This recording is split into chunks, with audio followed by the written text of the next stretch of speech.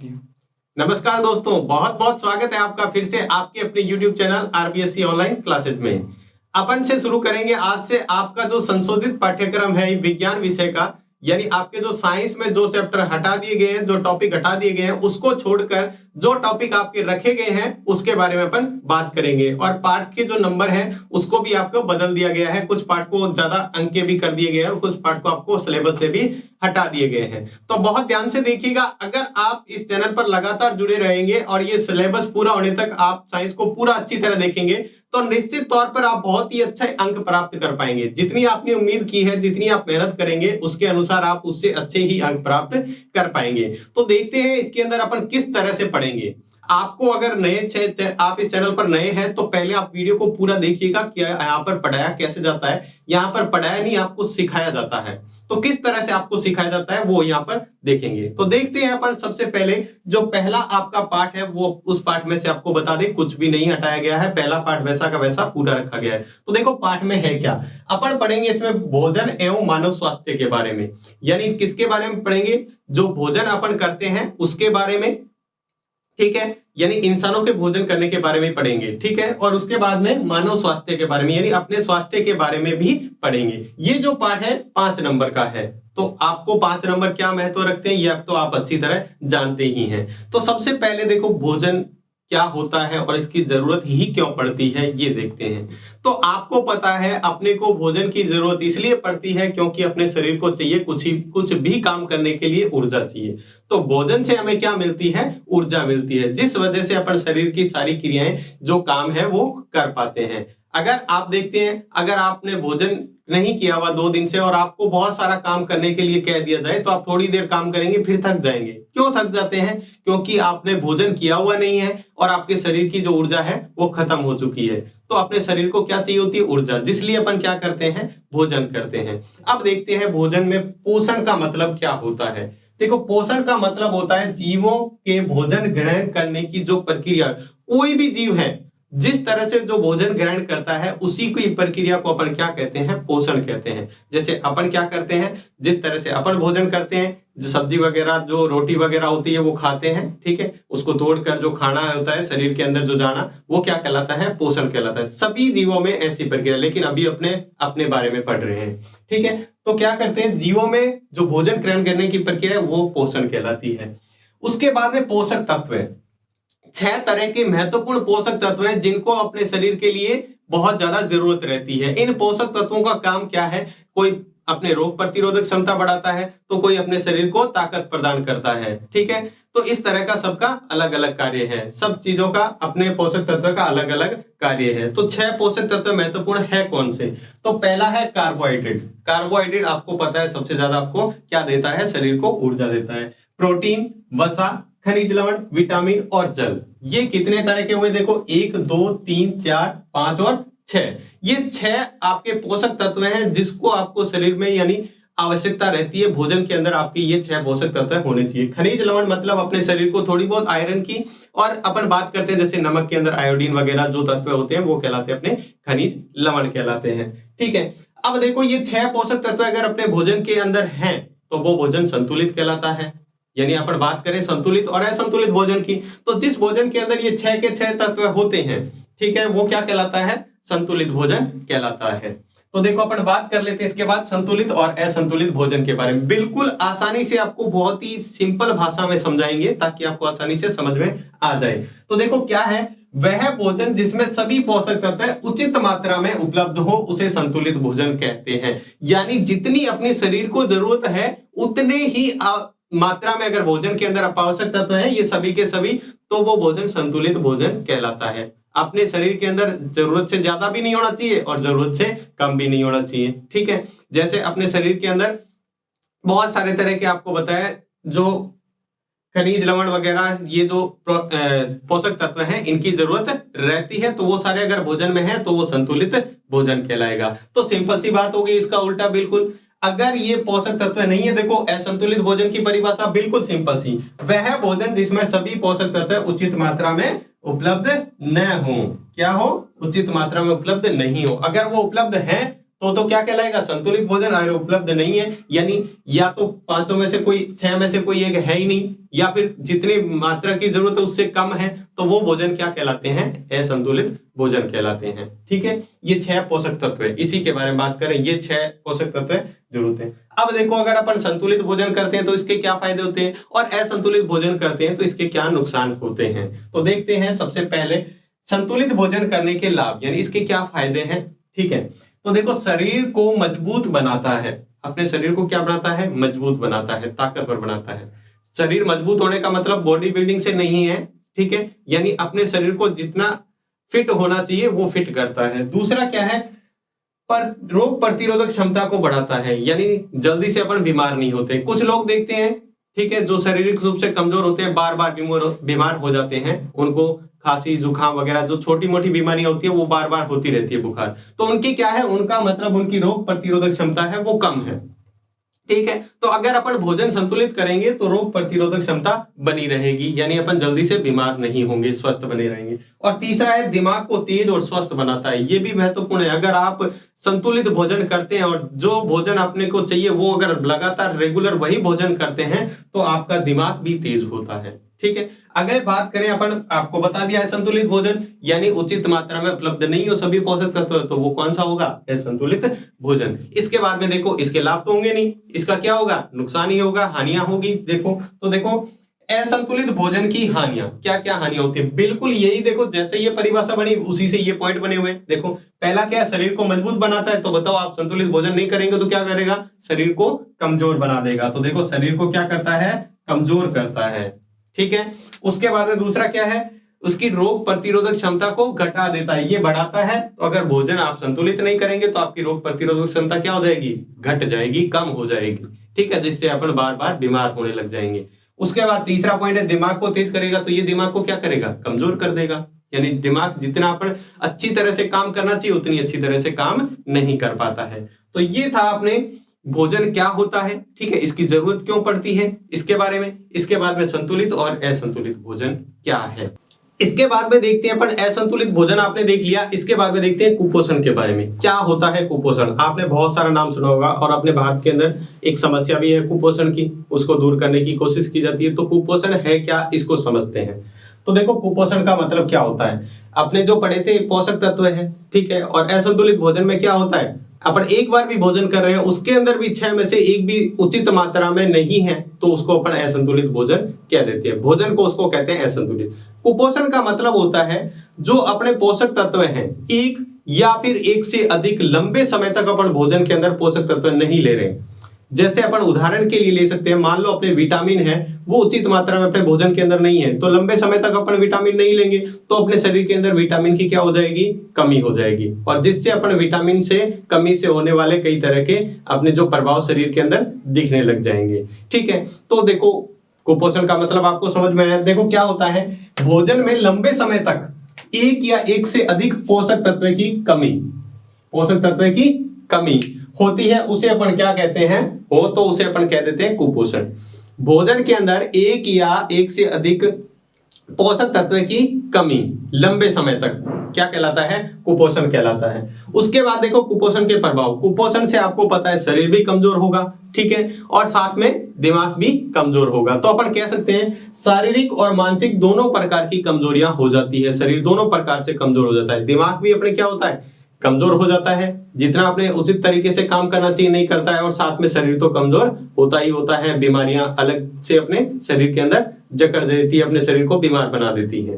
ठीक है, अब देखो विटामिन के जो प्रमुख प्रभाव हैं, कौन कौन से विटामिन से किस तरह से, तो अपन पढ़ेंगे विटामिन कुपोषण, प्रोटीन कुपोषण और खनिज कुपोषण। इसको पहले अपन समझ लेते हैं है क्या, इसके बारे में बाद में अपन एक एक को अच्छी तरह डिटेल में भी पढ़ेंगे। तो सबसे पहला है विटामिन कुपोषण।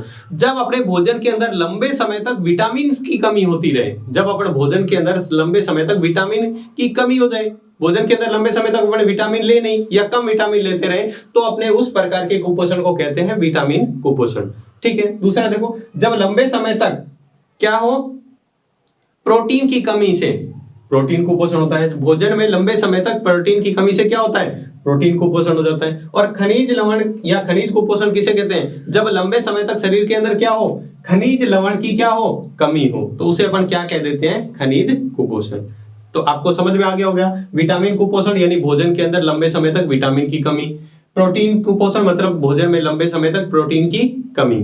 और खनिज कुपोषण का मतलब होता है जो भोजन में लंबे समय तक खनिज लवण की कमी, खनिज कुपोषण कहलाते हैं। तो ये है इसके कुपोषण प्रमुख। अब अपन देखेंगे विटामिन, यानी आपको ये देखना है विटामिन कौन कौन से होते हैं। आपने नाम सुना होगा vitamin A, B, C, D, E और के, ये विटामिन होते हैं। ठीक है, अब ये विटामिन के नाम क्या होते हैं, ठीक है, ए बी सी डी, वैसे इनके नाम से भी जान सकते हैं और इनके अलग नाम भी होते हैं, कुछ रासायनिक नाम भी होते हैं। और फिर अपने को देखना है इस विटामिन की कमी से कौन कौन से रोग होते हैं।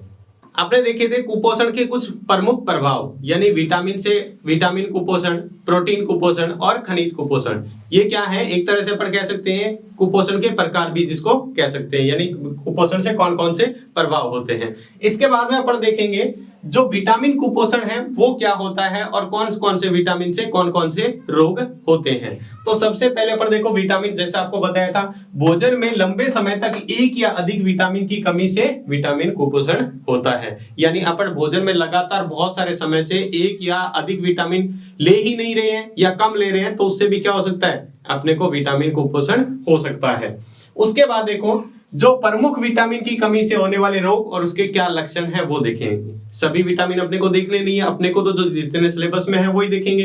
ठीक है, कौन कौन से विटामिन होते हैं, उनका नाम क्या होता है, उनसे कौन से रोग होते हैं और किस तरह के उनके लक्षण दिखाई देते हैं। तो सबसे पहला है विटामिन ए। विटामिन ए का नाम है रेटिनॉल भी जिसको बोलते हैं। विटामिन ए कह दो या रेटिनॉल कह दो, ये दोनों क्यों याद रखने हैं, पेपर में पर्सन ऐसे भी पूछ सकता है रेटिनॉल की कमी से होने वाला रोग। अब अपने को पता ही नहीं है रेटिनॉल कौन से विटामिन को कहते हैं, तो फिर बताओ कैसे कर पाएंगे क्वेश्चन को। तो इसलिए आपको ध्यान रखना है विटामिन ए को कहते हैं रेटिनॉल, और जिससे कौन सा रोग होता है, रतौंधी। रतौंधी यानी क्या होता है, कम दिखाई देना, जैसे जैसे चश्मा लगा हुआ है यानी विटामिन ए की कमी से हुआ है। ठीक है, या फिर कई लोगों को ऐसा होता है रात में दिखाई नहीं देता है, दिन में या लाइट में तो उसको एकदम सही दिखाई देता है, रात में जैसे ही अंधेरा हो जाता है फिर उनको कुछ भी नहीं दिखाई देता है, तो वो कौन सा रोग होता है, रतौंधी रोग होता है। ठीक है, जिसके अंदर व्यक्ति को रात में या अंधेरे में दिखाई नहीं देता है। उसके बाद में देखो विटामिन ए रेटिनॉल से, रेटिनॉल रतौंधी, रेटिनॉल रतौंधी ए। दूसरा है विटामिन बी1, बी1 बी2 और बी3 तीन पढ़ेंगे। तो बी1 क्या है, थायमिन। बी1 क्या है, थायमिन। और बी से कौन सा रोग होता है, बेरी बेरी। बी से बेरी बेरी रोग, यानी थायमिन की कमी से बेरी बेरी रोग होता है। ये बेरी बेरी रोग क्या होता है, इसमें क्या होता है, जो हृदय की धड़कन है वो कम हो जाती है। आपको पता है नॉर्मल अपने हृदय 1 मिनट में कितनी बार धड़कता है, 72 बार, 72 टाइम। ठीक है, लेकिन इसकी धड़कन क्या होती है, उससे कम हो जाती है। ठीक है, और दूसरा क्या है, जो अपने मांसपेशियां हैं और तंत्रिकाएं हैं वो क्या हो जाती है, कमजोर हो जाती है। अपनी मांसपेशियां कमजोर हो जाती है और जो तंत्रिकाएं यानी अपने शरीर को सूचना पहुंचाने का जो काम करती है वो क्या हो जाती है, कमजोर हो जाती है। उसके बाद अगला देखते हैं विटामिन बी2। बी2 का नाम क्या है, राइबोफ्लेविन। नाम तो इसका है राइबोफ्लेविन, और इससे रोग कौन सा होता है, राइबोफ्लेविनोसिस। राइबोफ्लेविन से कौन सा, राइबोफ्लेविनोसिस। राइबोफ्लेविन से राइबोफ्लेविनोसिस रोग होता है। देखो इसके नाम से इसके रोग का नाम है तो याद रह जाएगा। इसमें क्या होता है, होठ और होठ के आसपास की जो त्वचा होती है यानी स्किन होती है वो क्या हो जाती है, फट जाती है।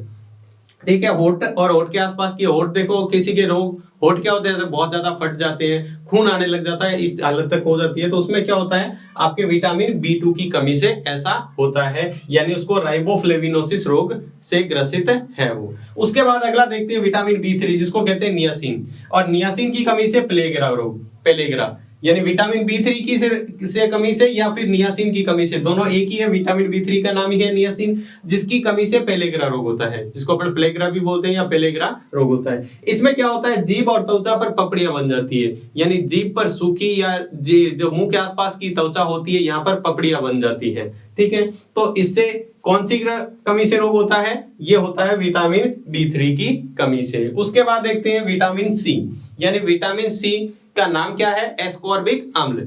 एस्कॉर्बिक अम्ल है विटामिन सी का नाम, जिससे क्या होता है, कौन सा रोग हो जाता है, स्कर्वी।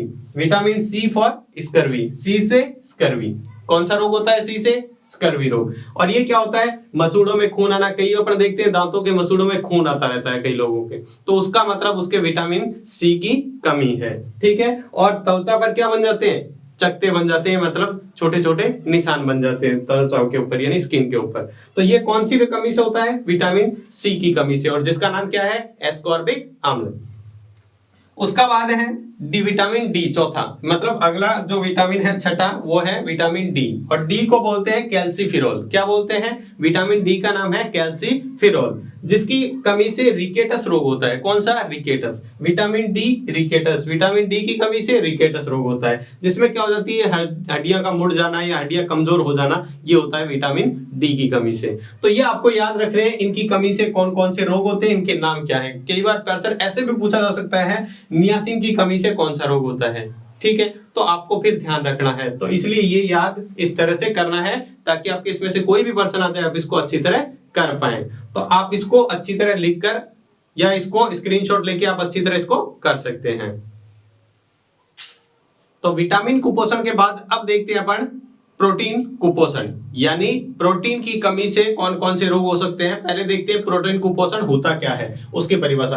तो देखो, भोजन में लंबे समय तक किसकी कमी हो जाए? प्रोटीन की कमी से। तो भोजन में लंबे समय तक प्रोटीन की कमी से प्रोटीन कुपोषण होता है, यानी बहुत लंबे समय तक ये सबसे ज्यादा लोग गरीबों में, ये जो गरीब लोग होते हैं उनको अच्छी तरह में प्रोटीन नहीं मिल पाता, तो उनकी वजह से उनमें सबसे ज्यादा रोग देखने को मिलता है। आप देखते हैं बहुत सारे बच्चे आपको ऐसे दिखेंगे जैसे पेट बहुत ज्यादा फूला हुआ है और हाथ और पैर बहुत ज्यादा पतले हैं, तो उनमें ये ज्यादातर रोग देखने को मिलता है प्रोटीन कुपोषण।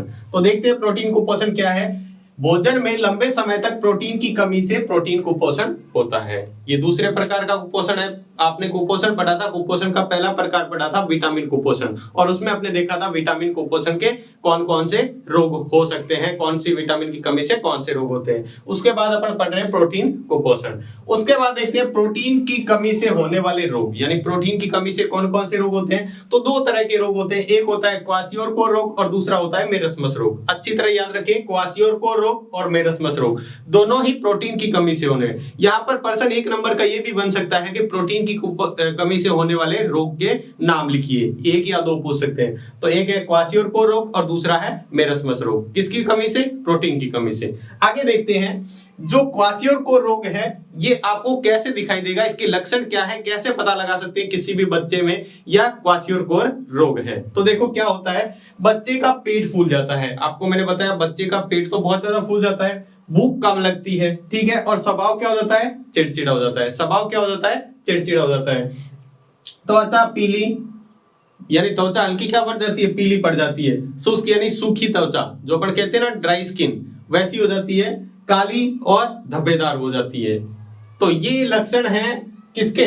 क्वाशियोरकोर रोग के। यानी किसी बच्चे को क्वाशियोरकोर रोग है तो उसके अंदर ये हो सकता है उसका पेट फूल गया हो, उसको भूख नहीं लगती हो, उसका स्वभाव चिड़चिड़ा हो गया हो, उसकी त्वचा है जो पीली यानी उसकी स्किन है वो पीली हो गई हो, या सूखी या काली और धब्बेदार हो गई हो।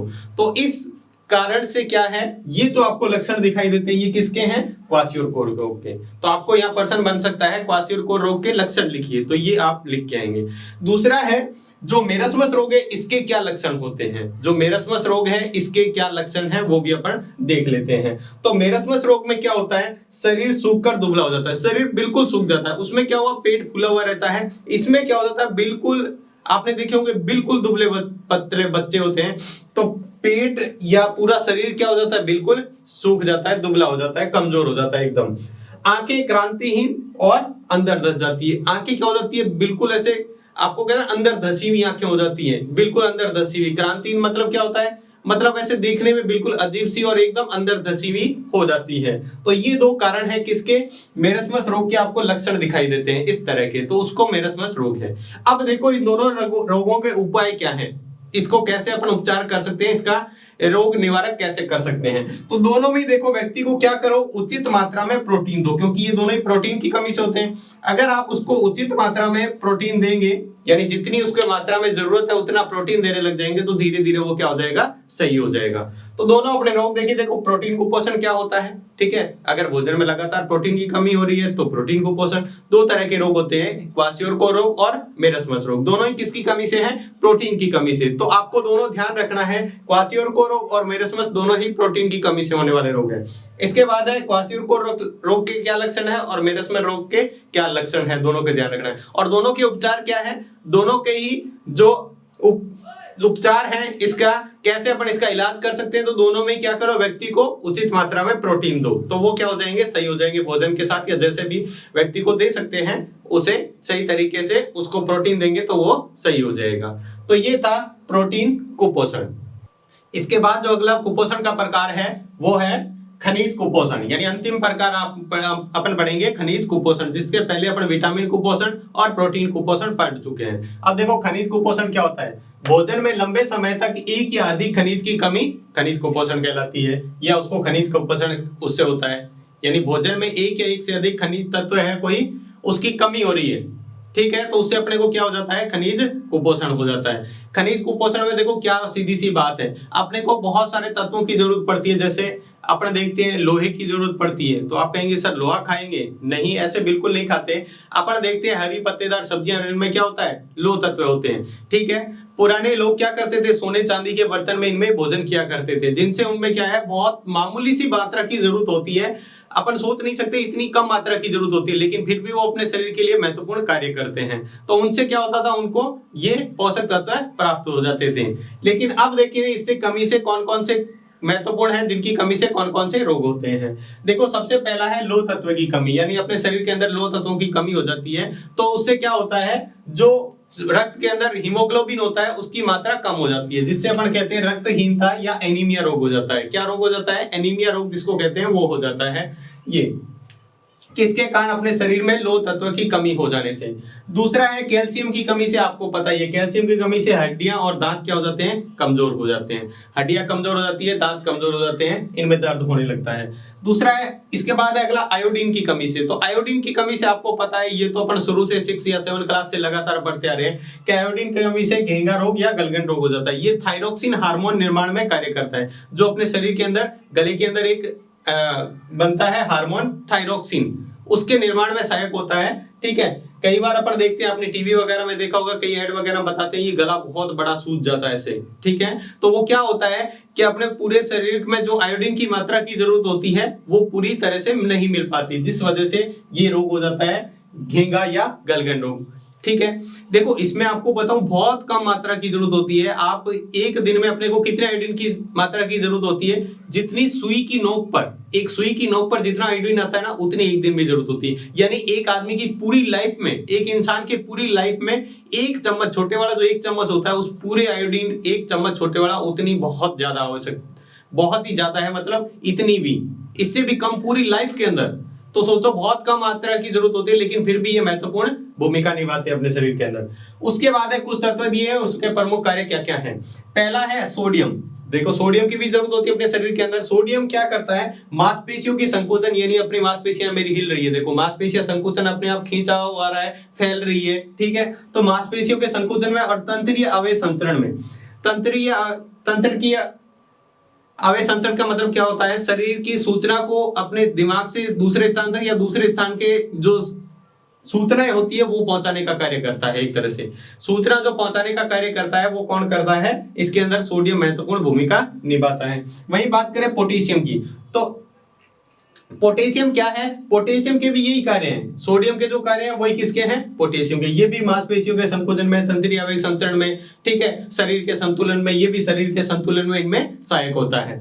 उसके बाद है अगला कैल्शियम। कैल्शियम अपन वैसे भी पढ़ चुके हैं, लेकिन फिर भी हड्डियों और दांतों की मजबूती प्रदान करता है, हड्डियों और दांतों को मजबूती प्रदान करता है। उसके बाद है फास्फोरस। फास्फोरस क्या करता है, कैल्शियम के साथ मिलकर, जो कैल्शियम काम करता है वही फास्फोरस इसके साथ मिलकर वही काम करता है, यानी हड्डियां और दांत को मजबूत बनाता है। उसके बाद है लोह तत्व। लोह तत्व भी अपन पढ़ चुके हैं, ये क्या करता है, रुधिर में हीमोग्लोबिन का निर्माण करता है, जिससे अपने को क्या हो जाती है, एनीमिया या रक्तहीनता नहीं होती। यानी रुधिर में जो हीमोग्लोबिन की मात्रा है वो किसके कारण बनती है, ये इसको बनाने में सहायक होते हैं लोह तत्व, ठीक है। उसके बाद है आयोडीन। आयोडीन क्या होता है, थायरोक्सिन हार्मोन के निर्माण में आपको बताया था, इसमें सहायक होता है। अब देखो आपके सवाल में दिए हुए हैं इसके स्रोत क्या क्या हैं, यानी ये किन किन से प्राप्त होता है, इनके स्रोत क्या क्या हैं, ये किन से प्राप्त होते हैं। तो देखो सिंपल सी बात है, ज्यादा याद रखिए, सोडियम, सोडियम किसमें होता है, नमक के अंदर होता है। सोडियम आपने सुना होगा नमक के अंदर, और कई मांस मछली होते हैं उसके अंदर पाया जाता है, ठीक है। दूसरा है पोटेशियम। पोटेशियम है वो सभी तरह, ये किसके अंदर पाया जाता है, एक तो नमक के अंदर, क्योंकि नमक का सूत्र क्या होता है, सोडियम क्लोराइड, ठीक है, सोडियम क्लोराइड तो इसमें होता है, और मांस मछली में, ठीक है। ये सभी जो खाद्य पदार्थ होते हैं, अपने भोजन में जो जो चीजें खाते हैं उनमें सब में लगभग क्या पाया जाता है, पोटेशियम। कैल्शियम आपको पता है किसके अंदर पाया जाता है, दूध के अंदर, ठीक है, अंडे के अंदर, ठीक है, इसमें क्या पाया जाता है, कैल्शियम पाया जाता है। फास्फोरस किसमें पाया जाता है, फास्फोरस भी आप देखेंगे तो मांस मछली में, ठीक है, और इसके अंदर पाया जाता है बाजरे में,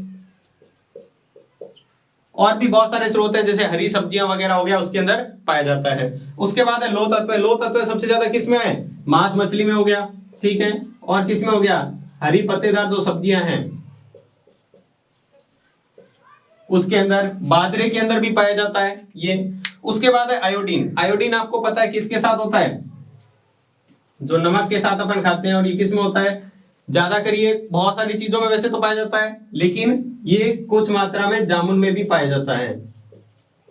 इसमें पाया जाता है, जामुन में पाया जाता है। जामुन एक प्रकार का फल है, आपको देखा होगा, उसमें भी पाया जाता है। तो ये इसके स्रोत है। स्रोत से ज्यादा इंपॉर्टेंट है ये चीजें, प्रमुख कार्य इनके क्या हैं, या उससे भी इंपॉर्टेंट ये तीन चीजें हैं कि इनकी कमी से या लोह तत्व की कमी से कौन सा रोग होता है, रक्तहीनता या एनीमिया रोग। यानी ये क्या कार्य करता है, लोह तत्व अपने शरीर के अंदर क्या करता है, कार्य करता है, तो ये क्या करता है, ये देखो आपने लिखा होगा, रुधिर में हीमोग्लोबिन का निर्माण करता है, ठीक है। वैसे ही कैल्शियम का हड्डियों को और दांतों को मजबूत बनाता है।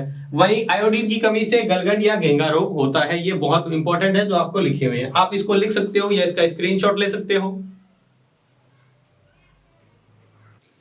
तो आज की क्लास में बस इतना ही। क्लास आपको कैसी लगी हमें कमेंट बॉक्स में लिखकर आपको जरूर बताना है। आप चाहते हैं इसमें कुछ बदलाव करना है या कुछ आपकी सलाह या सुझाव है तो हमें कमेंट बॉक्स में लिखकर जरूर बताएं। अगर आपको क्लास अच्छी लगी है तो इसको लाइक जरूर करें। तो आज की क्लास में बस इतना ही, धन्यवाद।